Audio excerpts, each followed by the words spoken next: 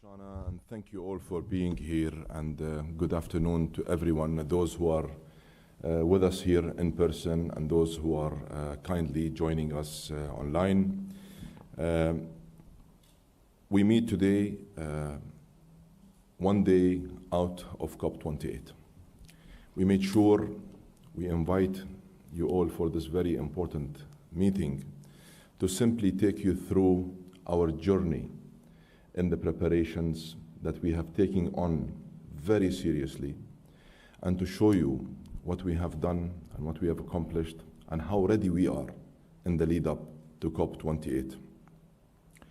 We all know that this COP is not an ordinary COP. We know that this COP comes at an inflection point of the world. In fact, it is our view and our belief that this is the most consequential COP after or since Paris. I think we can all agree that this year was going to be an interesting year, and I must say that you guys have made it even more interesting. I knew coming into this year, and by assuming the responsibility of being COP President Designate, that this year was going to be really an exciting year. But I must say, you guys and the engagements I've had throughout the year have made it even be more exciting. I thank you for that. I thank you for your engagements. And I thank you for being open and direct and helping us better shape our understanding and better defining what is really at stake in order for us to be able to come up with a solution that is meaningful, that is practical, and that is pragmatic, and a solution that will allow us to give the world a new, true understanding of what it's going to take to help address this global challenge. As you all know, we are getting ready to receive more than 165 heads of states and heads of governments. And we are very ready to host the representatives from across all sectors, industries, government, civil society, NGOs, indigenous peoples, young people. And I must say that we are very proud of the fact that we have been able to attract the attention required and to allow for this to become a true convening point for all powers from all over the world to come at the same time, at the same place, under one roof, to address this one pressing issue. We're really proud of that achievement. So far, we have more than 97,000 registered delegates to the Blue Zone and over 400,000 registered visitors to the Green Zone. I can comfortably say that what we promised of this COP being the most inclusive is already happening. This is, in fact, supported and backed by numbers and figures, the most inclusive COP ever. And before I begin, allow me just to take advantage of this opportunity to really extend my sincere appreciation and gratitude for my colleagues and the whole team, and Simon in particular at the UNFCCC, for their hard work, for their commitment and dedication throughout the year in helping us get to this very solid ground that we all stand on today. I must also take advantage of the opportunity to thank the COP28 team, the UAE team, and all relevant stakeholders from within the country and beyond that have helped us better shape our strategy and our set of objectives to allow us to deliver an unprecedented COP this year. As many of you know, I have been working on climate-related issues, energy, environment, economics, for more than 2 decades. And that have helped the delivery of Masdar, and that have helped also in terms of positioning the UAE as the right place to become the permanent seat of the International Renewable Energy Agency. When we first started the COP28 journey, I must say, I took on this role with humility, and I took on this task with a deep sense of responsibility and a great sense of urgency.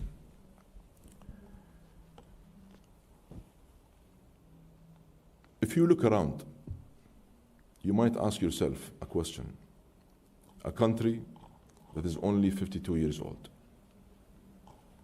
What have enabled this country to be what it is today? With this superb, very advanced infrastructure, logistical hub, a technology hub, a beacon and a catalyst for hope in many areas and in many sectors. Youth from all over the world like to make the UAE their home. The fact that we have embarked on an economic diversification strategy 20 years ago, which have enabled the UAE to become what it is today, from its independence from only one source of income to multiple sources of income, whereby today oil and gas only represents 29% of our revenue stream. That is a phenomenal achievement. But what have enabled us to do that? It is our very open environment. It is the mindset. It is our ability to extend our reach and our arms to everyone around the world. It is our ability to build bridges. It is the art of partnership that we have been able to master over the years. It is our commitment. It is the political will. It is the wisdom of our leadership. It is the determination of our people, as well as the determination of those who made the UAE be their home. That makes us be very confident that when it comes to our ability to acting as a true global citizen, attempting its best to try to address a global challenge, it gives us a lot of comfort only if we are able to build on our expertise, the accumulated knowledge over the past 50 years, the relationships we've built over the years, and the fact that we are a country that is very tolerant, a country that respects nature, and a country that acknowledges and instills the science in every step we take across any sector we have ever embarked on. This brings me to the IPCC. We very much acknowledge and recognize the great efforts of the IPCC. We respect the science, and we respect the outcomes of the most recent reports coming out of the IPCC. And we respect the fact that the IPCC clearly shows that the progress we've made collectively so far is nowhere near fast enough. And building on that belief, and building on the science, and knowing what is at stake for the future, I made sure with my team that what differentiates our mission in our journey and in our preparations for COP28 is for us to stay focused on the North Star. and that is for keeping 1.5 within reach. Very early on, I understood very much what we were up against. And it is not a secret. You probably know this more than I do. We live in a polarized world. And we all know that the subject at hand is a polarized subject. This is what we have inherited as part of our preparations for COP28. That did not stop us. In fact, it made us be more determined, and it made us believe that the ingredients of success are actually within reach here in the UAE. Only if we were able to capitalize on our competitive advantages, our ability to convene, our ability to reach out and engage, and our ability to build bridges, and our ability to build partnerships and cooperate and collaborate. That's what gave us the confidence in our ability to be able not to only manage the process or kick the can.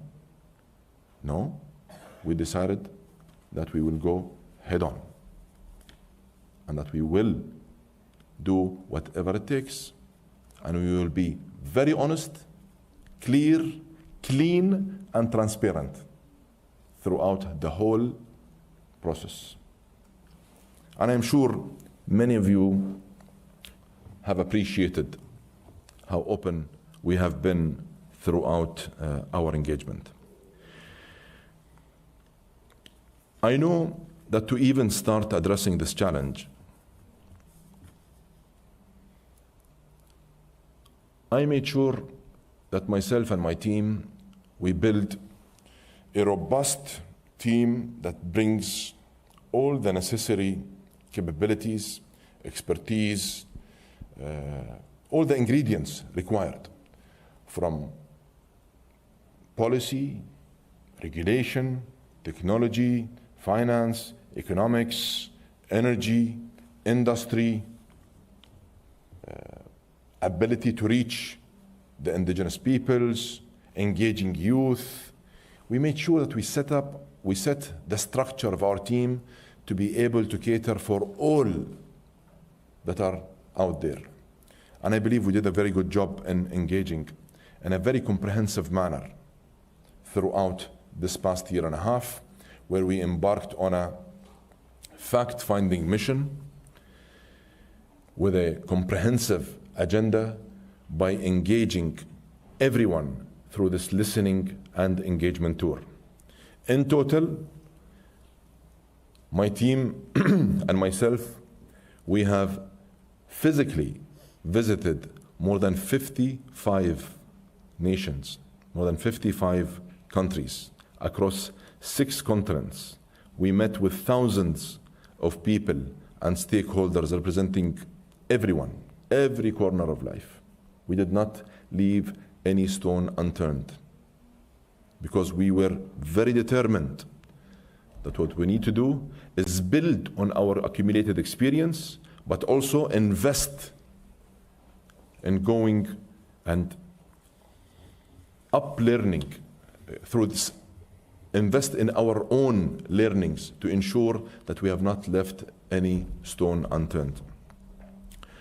Within the first few months, I must say that we came back with many findings, and very important key takeaways. Allow me to just highlight a few. One is that we must, in most of my engagements, I came across one fact that clearly showed that there is a high-level expectation across the board, met with very low trust. And that presented a serious gap.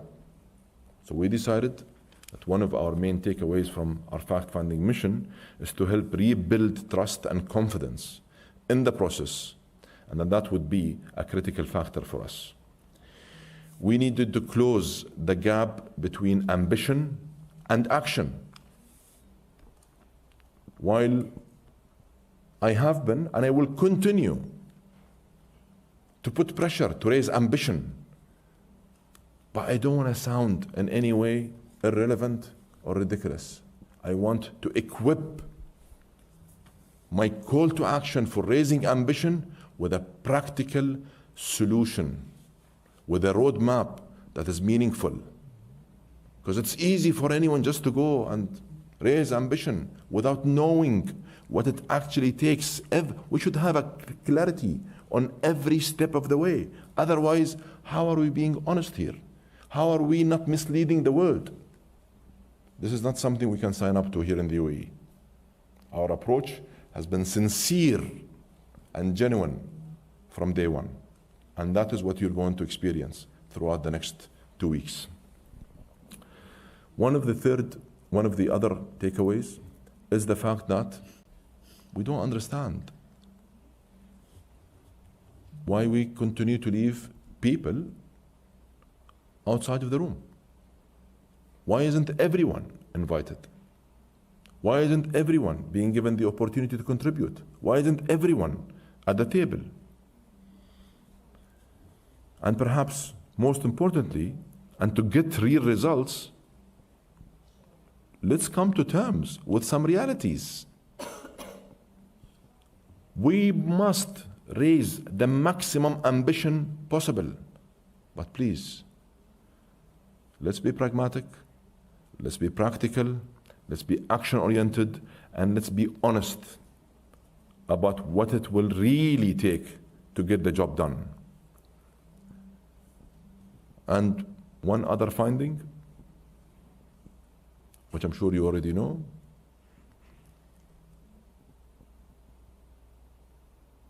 we need to bridge the gap between the global north and the global south.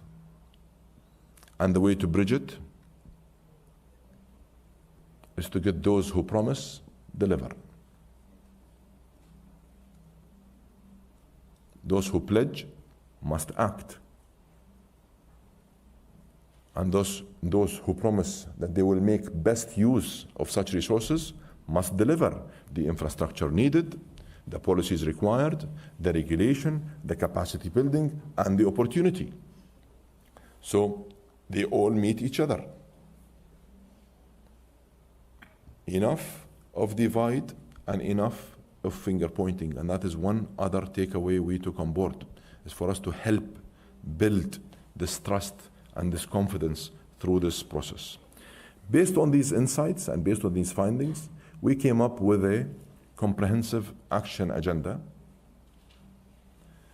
that first, it will help fast tracking the energy transition, an energy transition that is fair, just, orderly, and that leaves no one behind. Second, we must fix the climate finance challenge. We can't continue to keep talking about addressing the climate challenge without having a clear, robust, new finance framework that will help get things done. Third, we need to put nature, people, lives, and livelihoods at the heart of our climate action agenda. And we must underpin everything we do across our program with full inclusivity. We must incentivize, encourage, and motivate everyone to be part of the solution and to drive the solution, rather than sidelining them or leaving them behind or pointing fingers at them. And this means we must encourage and motivate the private sector, all businesses. We must activate the engagement of the civil society. And of course, we must also encourage governments and policymakers to come with a supercharged new mindset that is centered around implementation and actions. And I believe I speak on behalf of the whole team when I say that we're really proud of what we have been able to achieve over the past 14 months. And I'm sure most of you will agree that only in the past few months, many of you have seen real and clear and visible traction and momentum building up in the lead up to this day. We have made critical progress on loss and damage.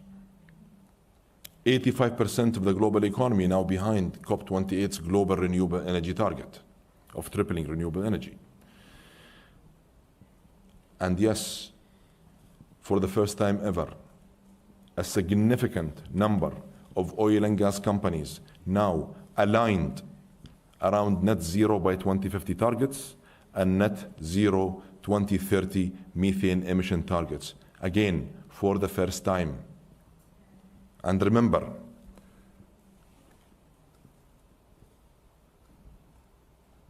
because you can't undermine this, remember, this is the first time, never ever, that anyone was able to pull this off and to bring oil and gas companies to commit to such targets and for them to come and take this step, this big step, and agreeing to commit and to be responsible and accountable towards these targets.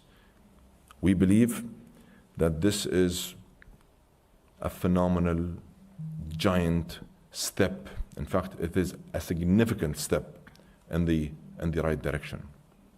Now, one might ask me, so I'll save you a question. Is that enough?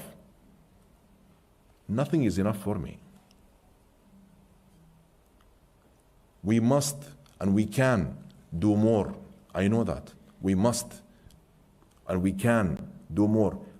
All sectors must step up, must put all their plans on steroid. They should supercharge all their plans. But guess what? I repeat, for the first time ever, oil and gas are committing to such targets. First time they're taking responsibility and accountability. First time they're aligning. Never happened before. Another big step that gives me and the team the confidence and the traction in the lead up to COP28. The fact that the world's biggest economies, US and China, aligning now around climate action and methane reductions. This is not a small step, that's a big one.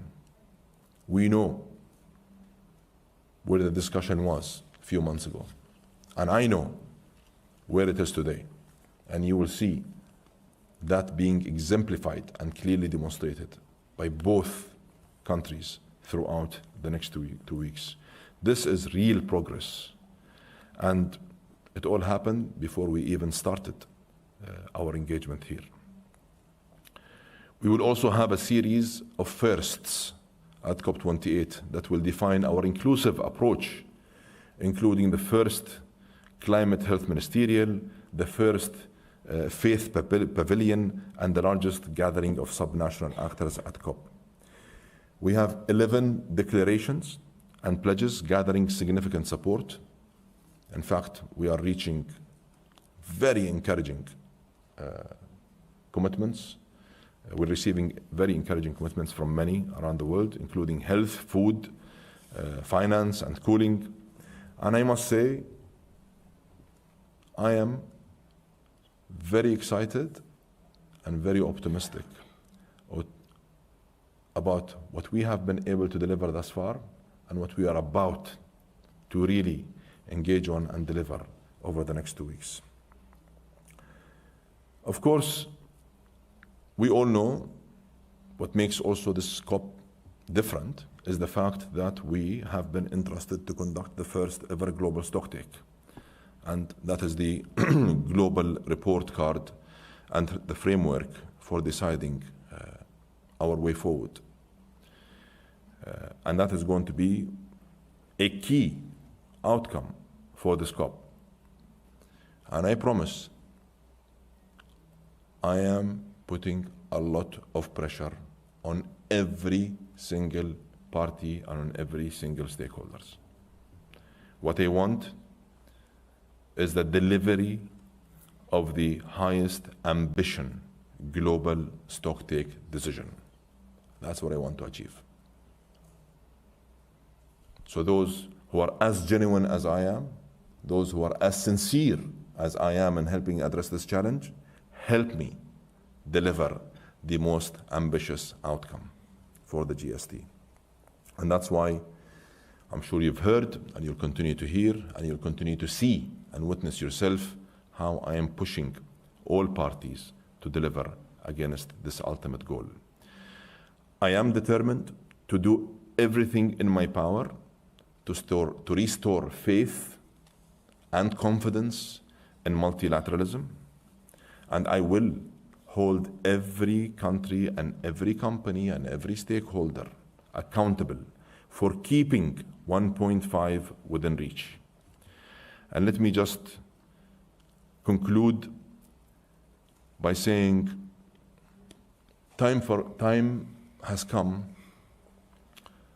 for us to accept some realities, and time has come for us to come to terms with some facts, and time has come for us to unite and to act and to deliver against this global challenge. And you all know, no single presidency, no single country can do this on its own. I am calling on all parties and all stakeholders to work with us, to support us, and to engage openly in order for us to be able to deliver this unprecedented outcome that we all aim to achieve by the end of COP. I thank you, and allow me now to hand it over to Simon.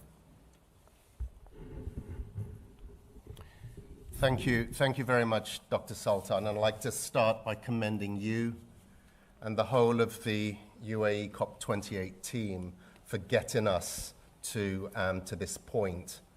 The scale of this COP is impressive. We've heard the statistics is over 90,000 registrations to date, and that number continues to grow. The quality of this venue is second to none.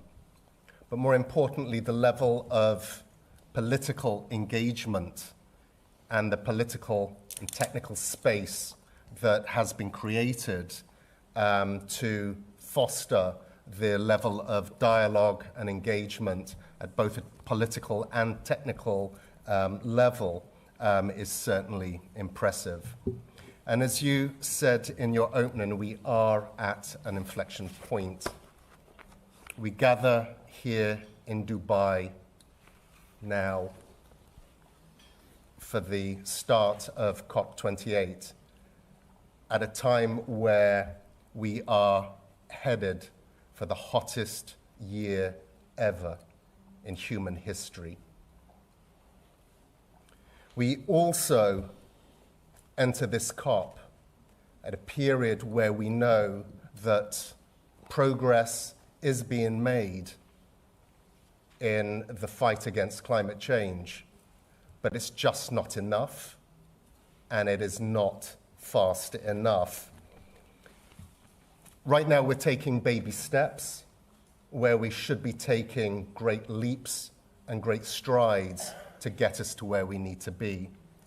And that was outlined clearly in the recent global stocktake, which demonstrated that there are areas of hope, as I said, areas of progress, but the gap between the ambition that was laid out in the Paris Agreement back in 2015 is massive.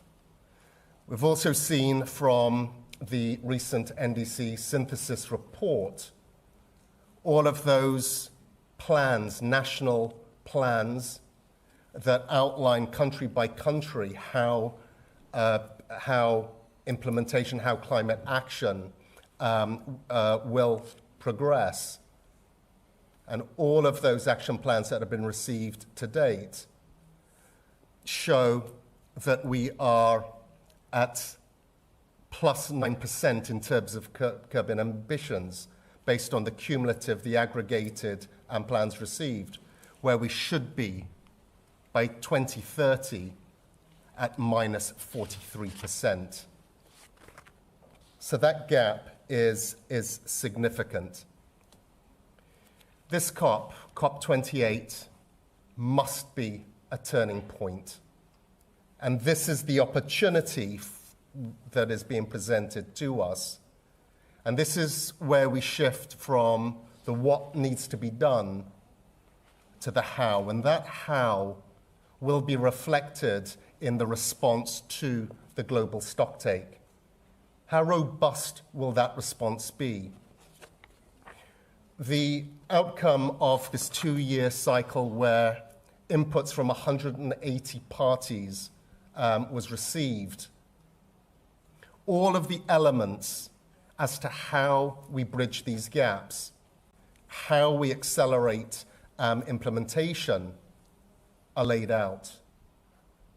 But the negotiations that are going to take place over the course of the next 2 weeks provides the opportunity for countries, for parties, to negotiate on those elements, and it will be the level of ambition that they bring to the negotiations, both technically and politically, that will determine just how robust the response will be, and whether, in fact, coming out of this, the global stocktake, that is genuinely the course correction that is so desperately called for.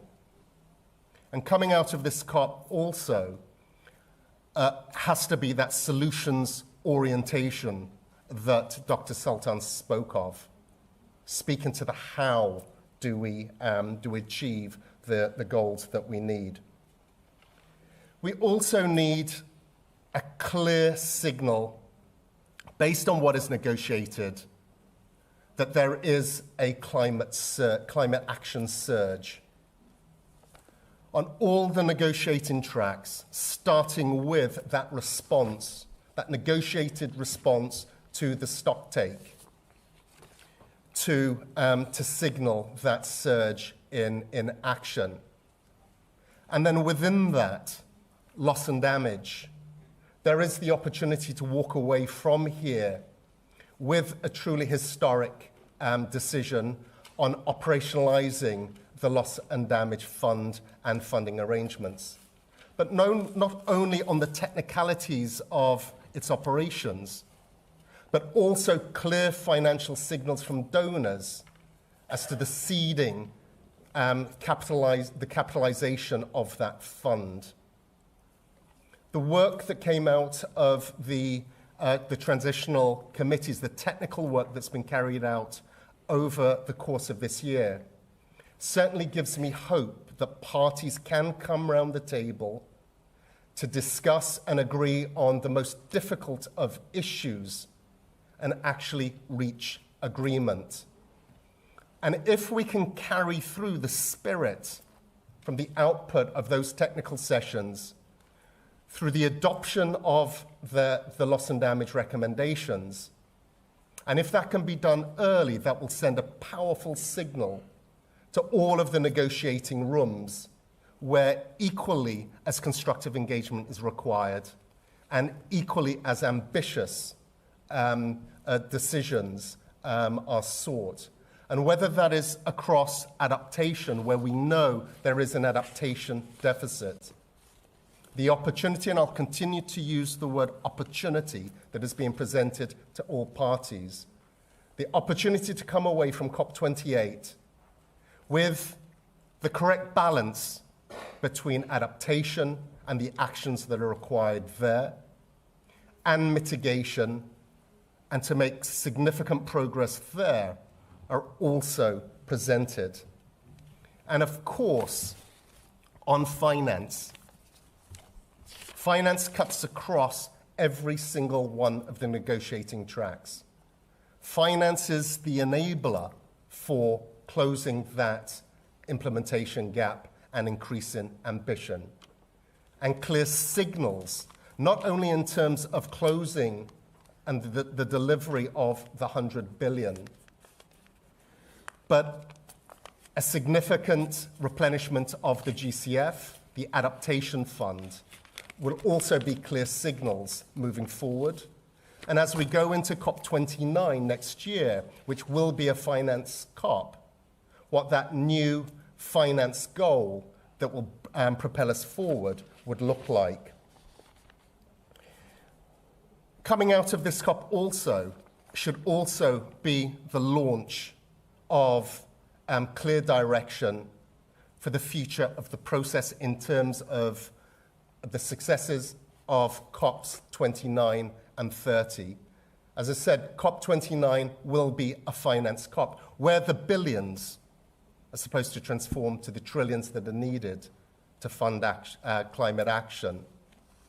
And then on to COP30, where parties will be coming back with new and ambitious, more ambitious, nationally determined contributions, their climate action plans, to signal that parties are responding to the calls coming out of the GST.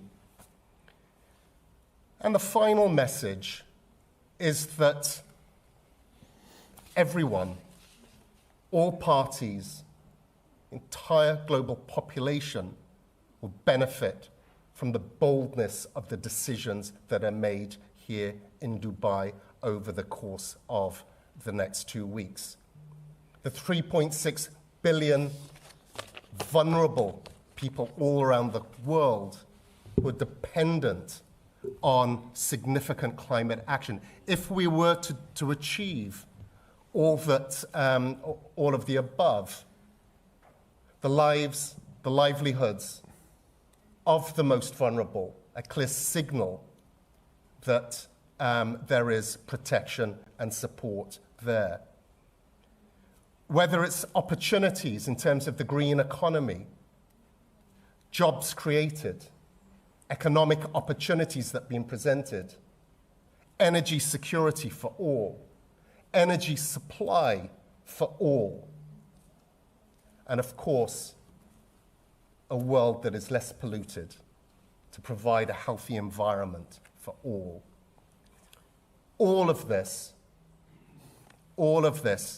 is within grasp, but subject to the decisions that are made here in Dubai on the 12th of December. So I am cautiously optimistic. What is on offer, the opportunities that are being presented are significant. This is the most significant COP since Paris. But the world is looking for a very, very clear signal. Absolutely. And that signal comes from the governments, the parties that are represented here today. The opportunity is there. I thank you. Thank you, Simon. With the permission of their excellencies, can I invite Adnan, the CEO of COP28, just to say a couple of words for a minute, because he has to go and chair a very important meeting. Well, thank you very much, and my apologies. We have a heads of delegation meeting on the agenda, and we're trying to get that over the line, so please excuse me for leaving. Very pleased to see some of you from my previous life.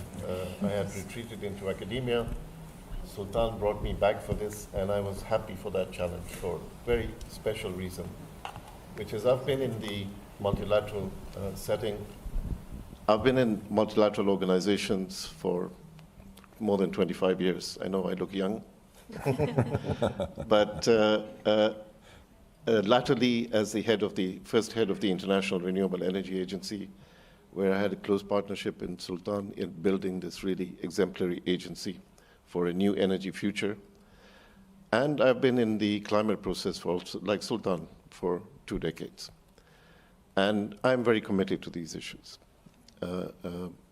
And I saw the opportunity when Sultan called on me. I was sitting in the leafy confines of Cambridge, Massachusetts, with young people who thought I was brilliant. But he asked me, you leave all of that behind and come and help me, because I want to create the framework for an exceptional COP.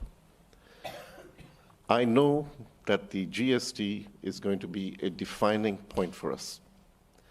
This is the inflection point.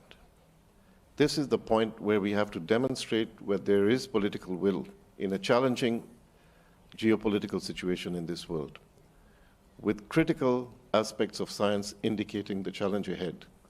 Can we step up and make the difference? This COP is the one, more than any other, which will determine if we can achieve the Paris targets, if we can get back on realignment. And where it is taking place. Having lived here as the head of the International Renewable Energy Agency, I knew this country as a country that if it puts its mind to something, it will get it done. It'll put its resources, its best brains, and its best efforts behind the push to really create an extraordinary outcome. In my view, all of these elements have come together here. This is the opportunity we have here. And I can tell you, over the last weeks, we have already been engaged in very intensive consultations with governments, with negotiators. We're continuing them. In the last few days, we've been here. And we're beginning to see a kind of more constructive, more progressive mood in the negotiation process. We had a very good pre-COP meeting. We had 80 countries here, 60 ministers. Absolutely no finger pointing, no divisive discussion, but really constructive exchange of views, and countries left that pre-COP with a much better understanding of the challenges each of them was facing. We also adopted that same week, after a very tough negotiation, the loss and damage draft decision by the Transitional Committee. That is an iconic achievement. That is the achievement we will seal here in Dubai. That is the achievement that we will capitalize and we will put onto the path to operationalization to meet the needs of the most vulnerable impacted by climate change in a year where we have seen dramatic impacts from climate.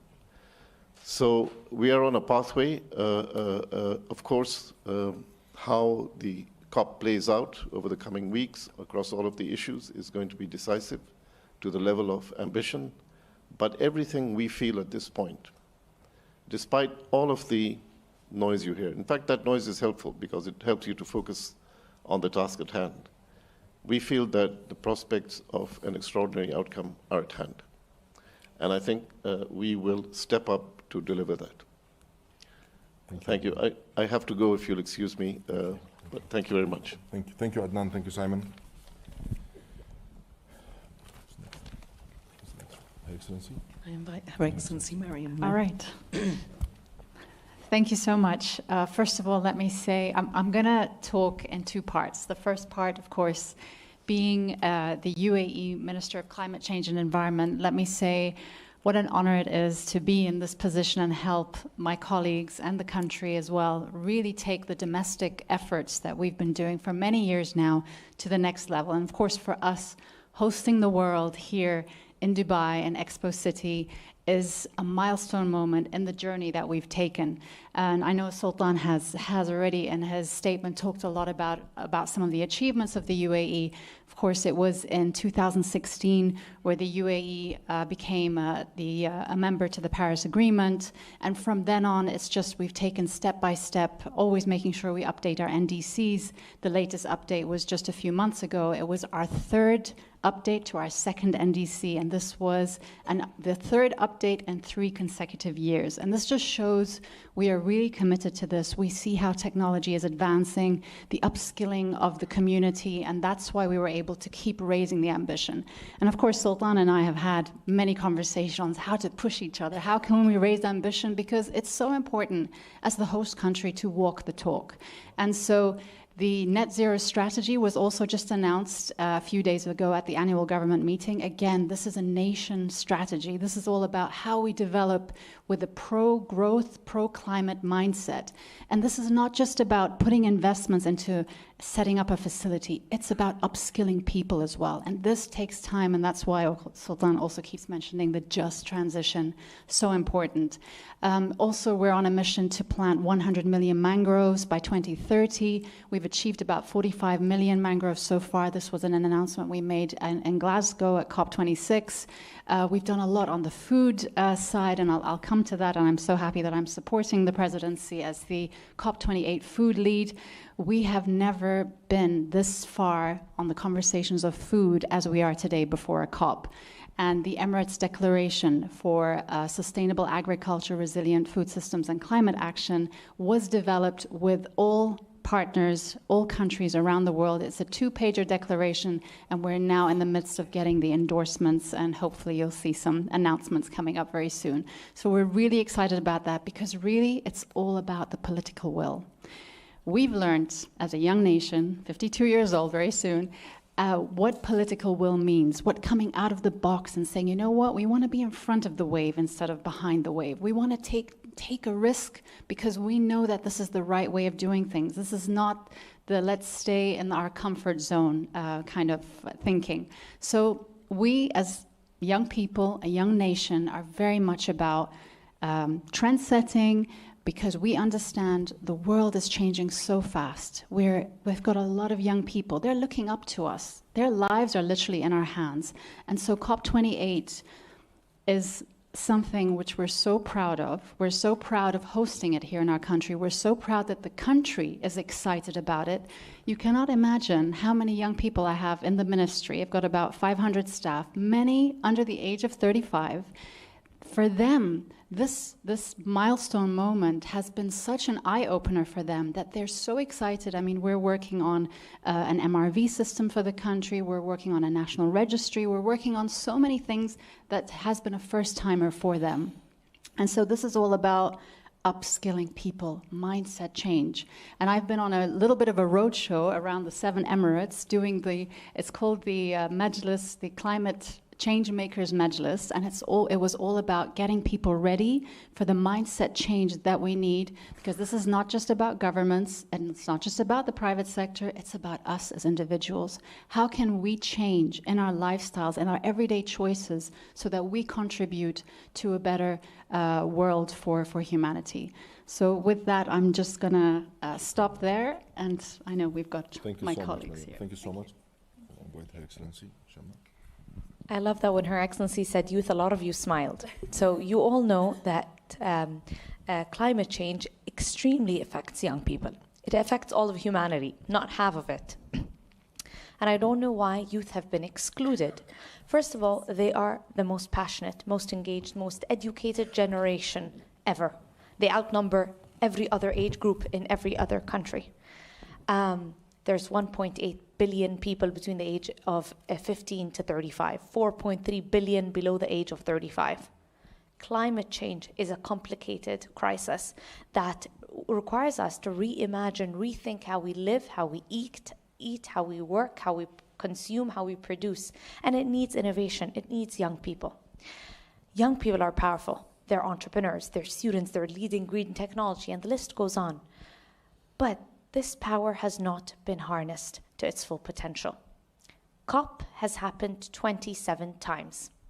Yet, young people still face significant barriers and challenges. And let me start with 4 of them. 1, lack of access. Can you imagine that youth organizations don't have a formal registration to enter COP? It takes them a waiting list of 3 to 5 years. 2, young people from SIDS and LDCs, small island developing states and least developing countries, and climate vulnerable communities are severely underrepresented. Over 70% of the organizations that come are from the USA and Europe. Second, lack of resources. Coming to COP costs over $4,500. How can majority of young people afford this? And 0.5% of global philanthropy goes to youth organizations, but 0 to the global south. 3, lack of engagement platforms. Young people don't have a platform to voice their concerns. There's no meaningful route where their voice can translate to policy making. But we have a platform for indigenous communities and local communities that was done, I think, in 2015.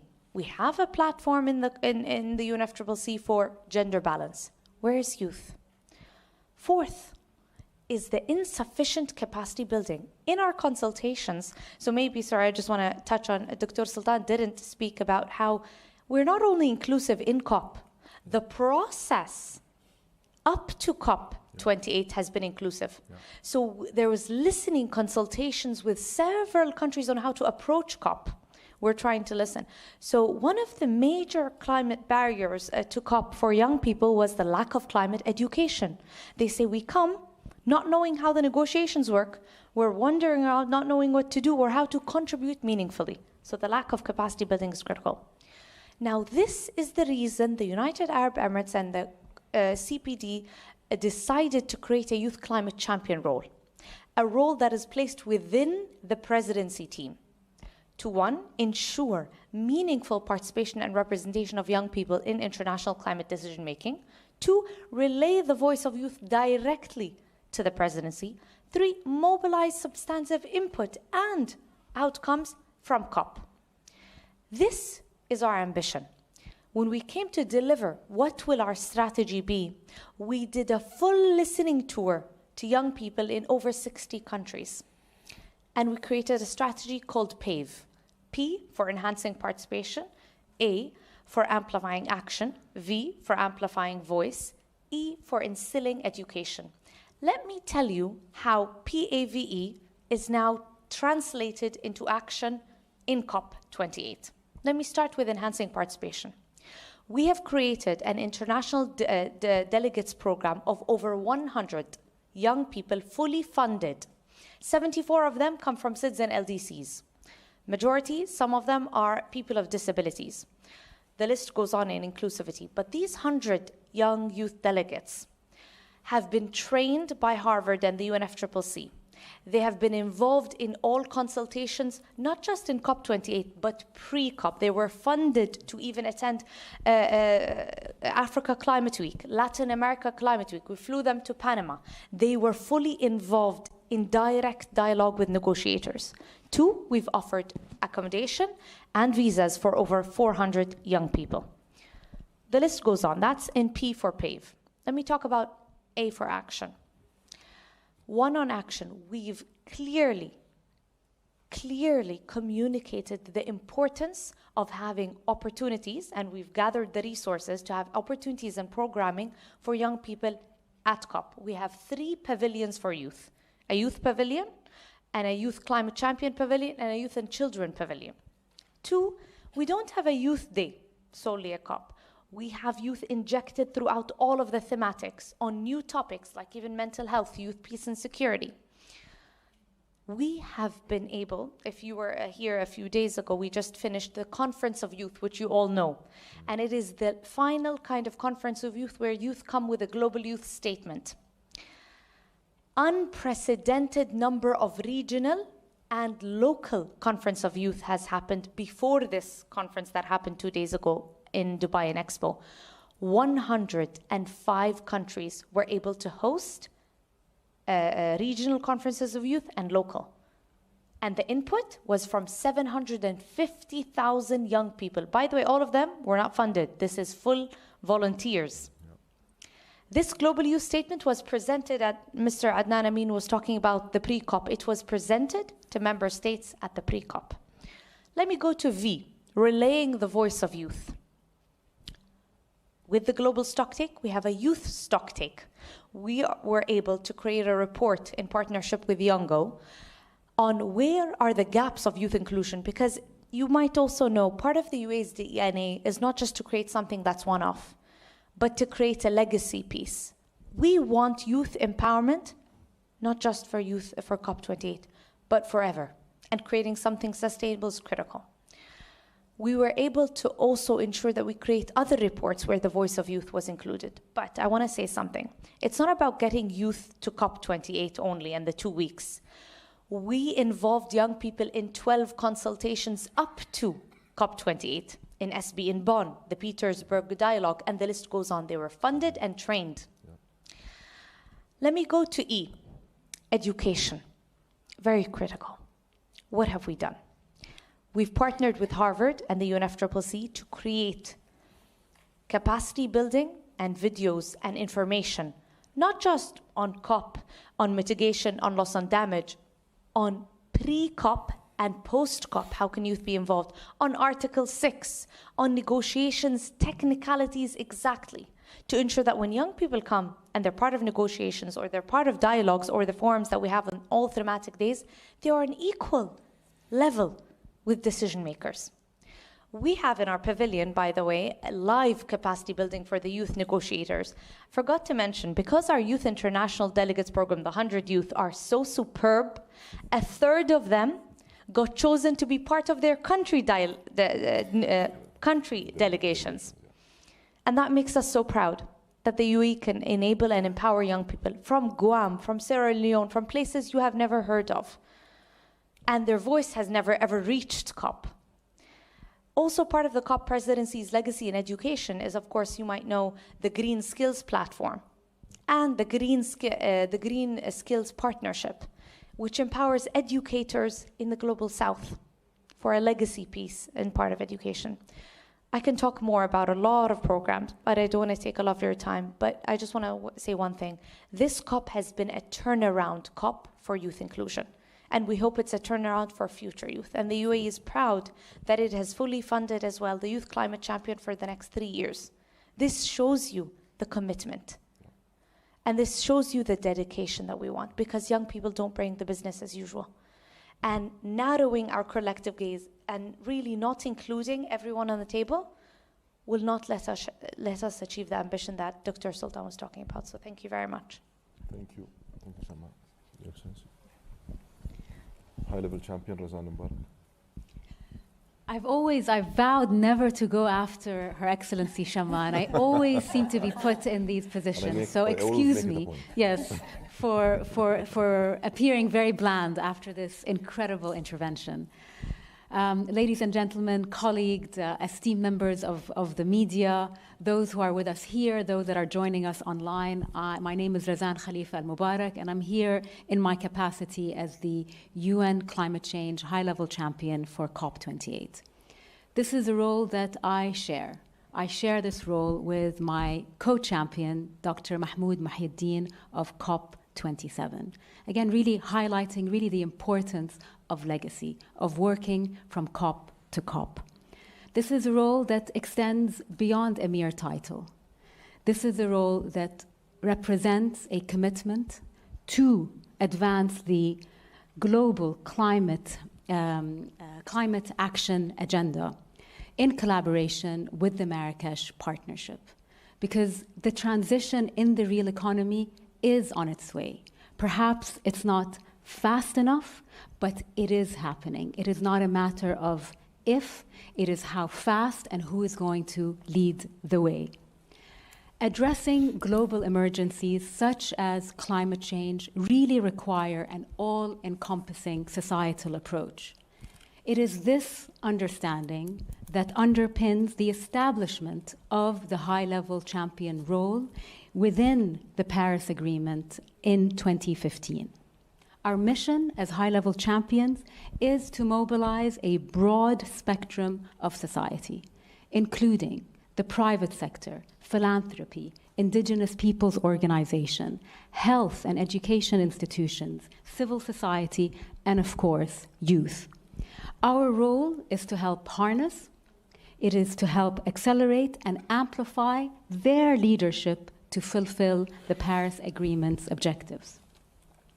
Let me share 3 concrete examples. In our race to zero, this is a global campaign, we have now pledges and commitments from over 13,500 organizations, all committed to a net zero future. Our second example is through our race to resilience and our Sharm el-Sheikh adaptation agenda. We have coalesced a broad stakeholder engagement to ensure that we protect and enhance the resilience of more than 2 billion people around the world. And through our 2030 breakthroughs, we are working across sectors, particularly the hard-to-abate sectors, to ensure that we work together towards a net zero future. Amongst our key cross-cutting themes, nature has been a primary focus this year.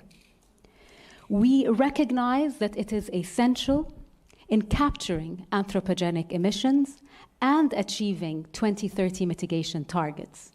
Nature is what regulates our climate. Nature is what protects us from climate shocks.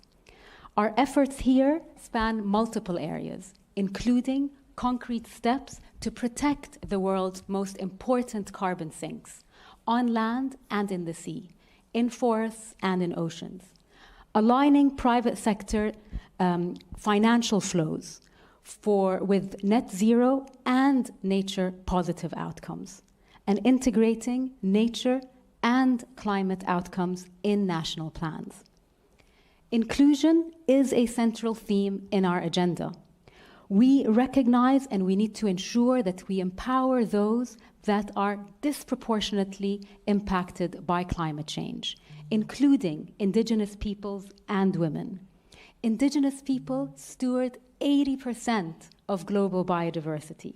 Their voices, their rights, their priorities must be promoted and respected at COP28.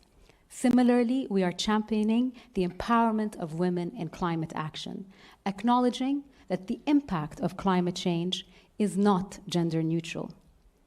At COP28, we are showcasing and advancing this work over the next 10 days through a comprehensive program that includes 6 action events, 21 implementation labs, and 6 special events.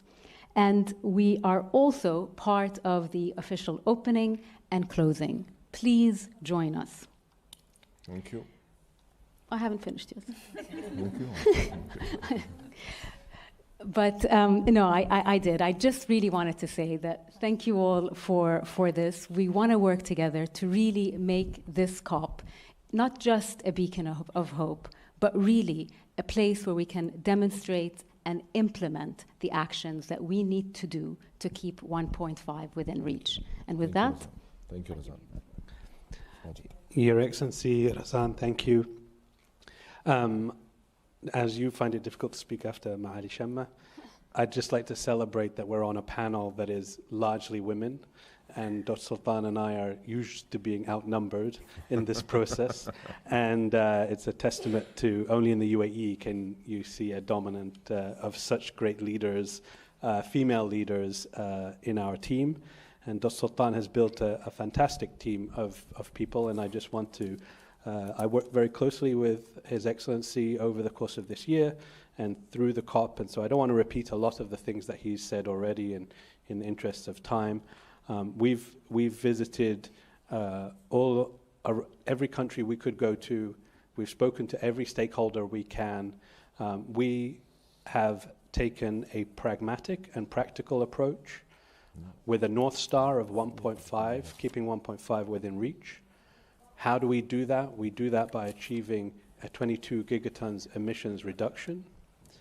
And we are focused on the practical things that we can do that, be it in the negotiations, in terms of the negotiated outcomes that we need for the political signals, and then through the action agenda, through the actions that we can have happen in the real world. And our program has been designed in that way to deliver real results, and I hope that you all will see that. We have a great team made up of young people, of fantastic female leaders and others from all over the world, and I think that we're going to deliver the most successful COP to date. Many of you know me already from the weekly briefings we have, and I look forward to engaging with you as we go forward. And I thank you all for giving me the chance to speak. Thank you. Angela? Hannah, will you go first? Go ahead. Thank you so very much, Your Excellency. Excellencies, colleagues, it's wonderful to be able to join you today, and I hope you're as excited and determined as I am for this new era of climate action, climate justice, one that's based on just transition and transformational action. My role within the COP28 team is to lead the negotiations. I'm the chief climate negotiator, following a long legacy of strong ones such as His Excellency Ambassador Majid, and learning a lot from Dr. Sultan, of course, Adnan, and the whole team. I have learned a great deal from my team of negotiators, which has grown from 3 to 30 in the last year and a half. These are engineers, lawyers, civil servants, all trained purely in multilateral facilitation, which is my life's work. I've spent the last 10 years in the UN and really seen the palpable dedication to supporting this work, to facilitating, working with the 198 parties in delivering what will be a transformational outcome. I'm confident in this because I've seen the political will. You will have all seen in speaking with parties that all of them categorically see this as an opportunity COP. Every COP, of course, until 2030 will be the most important COP because we have a window in which to act. But this one with the global stocktake really gives us an opportunity to build on the last 2 years of work that have benefited from an information gathering phase that has about 750,000 pages of inputs that, frankly, I asked ChatGPT if they had read it. And they do a good job. We're also looking at capturing the inputs from the technical phase, hours and hours of work from experts, policymakers, negotiators, governments, in understanding where we are, what the gaps are, but importantly, where we need to be. So this has been put on a T-shirt as a GST COP, and so we must believe that it is true. But for me, what that means is transformation, dedication among all parties to really shape a future that we can be proud of. As having a team myself that's 2/3 women, 2/3 youth, that's a tall order. We have 2 mothers of children under 6 months old that are negotiators within us. They are doing an incredible job in ensuring that we are held accountable for the next generation, and that we're able to work with parties in delivering on this opportunity. So I have a lot of hope, and I hope that you'll join us. And thank you also for your work. I'm always told that our work is incomprehensible to anybody that matters. And so I really appreciate the work that you do in translating what is technical international public policy into something that matters to everyone, because this is a process that touches on everyone's lives and livelihoods, that touches on everyone's future, and where we need to work together and get a better understanding of where we need to be and how we can all work together to get there. So thank you so much. Angela, over to you. Thank you so much. Good afternoon, everyone. My name is Angela McGalley. I'm the Chief of Event for COP28. I thank the panelists for summarizing and sharing the journey that got us here. I'm here to talk about our immediate next step, which officially starts tomorrow, and how we'll gather here at the event. We have been working with the COP president and COP28 to really understand how can we build an event, a space, a gathering that allows or enables and facilitates the ambition that the COP presidency has. And taking the lead of this incredible team, we have put action and inclusivity at the heart of how we have designed and planned this event. And I want to talk a little bit about, there's so much to talk about, but I'll talk just a little bit today about this. First, I'd like to talk about how we have designed this event for action.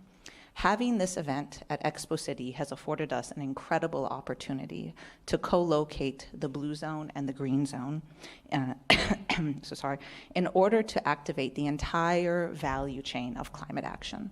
So we say this in the team, we want to demo, not memo. And so as the very important work is happening in the blue zone, we want that blue zone, green zone synthesis to create a larger dialogue around these very important issues.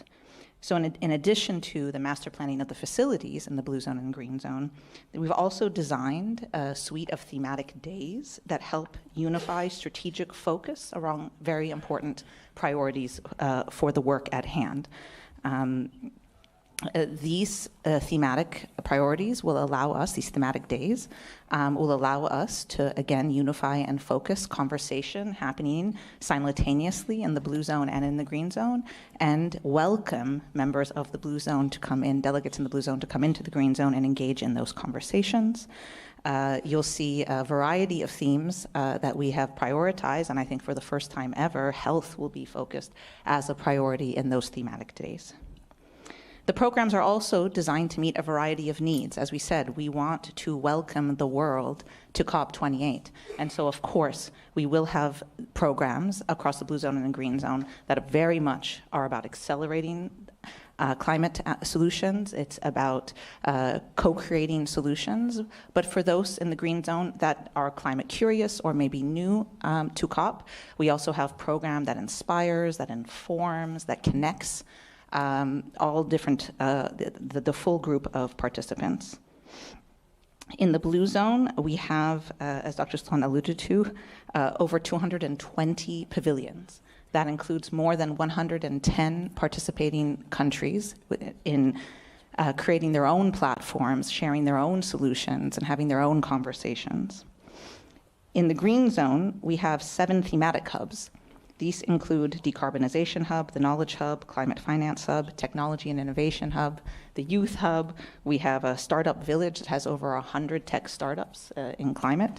And then we have the Greening Education Hub. And so these hubs in the green zone will themselves be platforms in which this suite of programs will be put on. In addition to this being designed to be a COP of action, it's also a COP of inclusion. Dr. Sultan he took the thunder from the ops team and talked about the registration numbers. We do have more than 97,000 registrants in the blue zone, which I do believe is the most registrants in any blue zone. And then in the green zone, we have over 400,000 day pass registrants already registered, and we know that number is going to grow. We have over 180 heads of state and heads of government that will be participating in this COP. And in the blue zone, for the first time, as Dr. Sultan said, we will have a faith pavilion, but in addition to those pavilions, that faith pavilion, there are also pavilions on women and gender, on children and youth, and on indigenous people. So again, making sure that at the heart of the conversations we are having, that there's a fully inclusive conversation.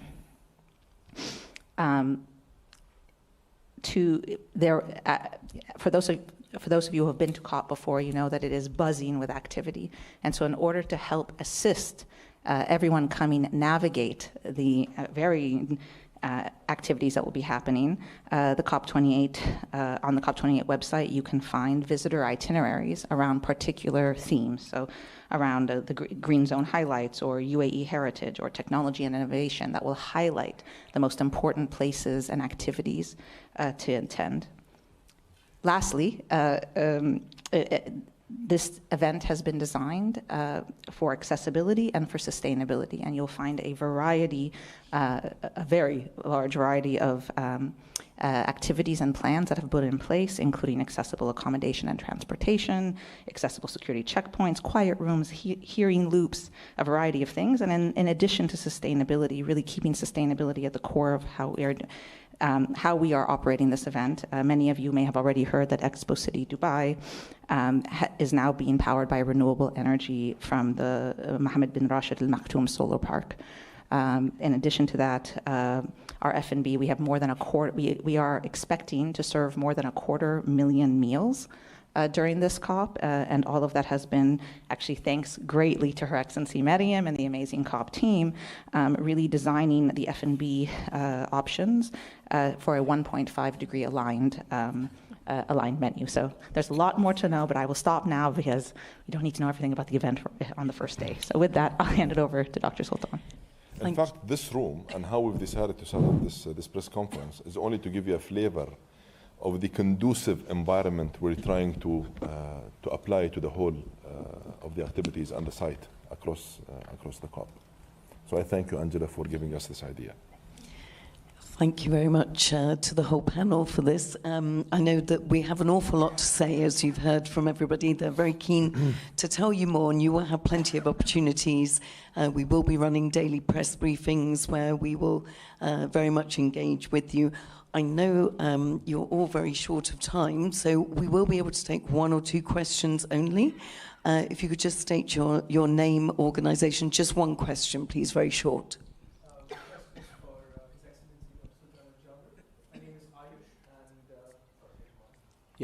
My name is Ayush, and I'm from Al Arabiya English, and a UAE resident of 24 years.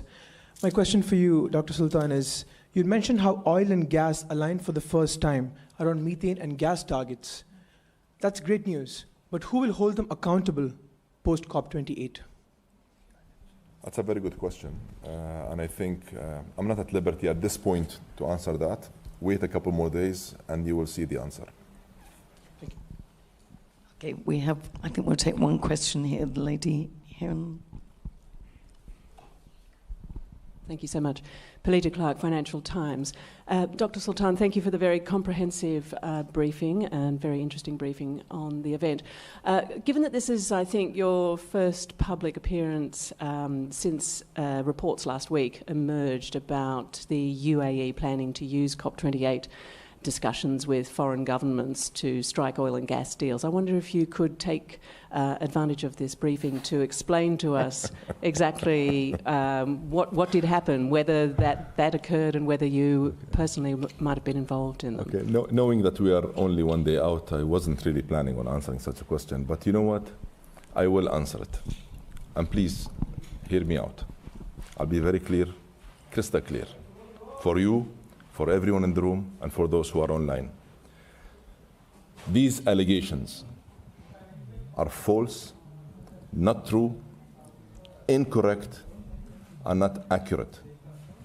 And it's an attempt to undermine the work of the COP28 presidency. Let me ask you a question. Do you think the UAE or myself will need the COP or the COP presidency to go and establish business deals or commercial relationships? This country over the past 50 years have been built around its ability to build bridges and to create relationships and partnerships. No one in this world has been able to master the ability to create win-win relationships and fruitful and productive partnerships like this small country and this young nation. I promise you, never ever did I see these talking points that they refer to, or that I ever even used such talking points in my discussions. One other point. Every meeting I have conducted with every government or any other stakeholder has always been centered around one thing and one thing only, and that is my COP28 agenda and how we can collectively, for the first time ever, adopt a mindset that is centered around implementation and action to keep 1.5 within reach. Now, sometimes I am told you need to engage with governments and with oil and gas companies to put pressure. And sometimes I'm told you can't do that. So we're damned if we do, we're damned if we don't. So please, for once, respect who we are, respect what we have achieved over the years, and respect the fact that we have been clear, open, and clean, and honest, and transparent on how we're going to conduct this COP process. Thank you. Thank you very much. I think we're going to have to leave it there because I know that you've all got other engagements. Thank you so much for joining us today. This is just the start. We will be holding, as I say, daily press briefings, and we really thank you for joining us here today and look forward. I must say, thank you very much for this question. I feel much better. Thank you. We look forward to seeing you in the blue and green zones over the next 2 weeks. Thank you very much.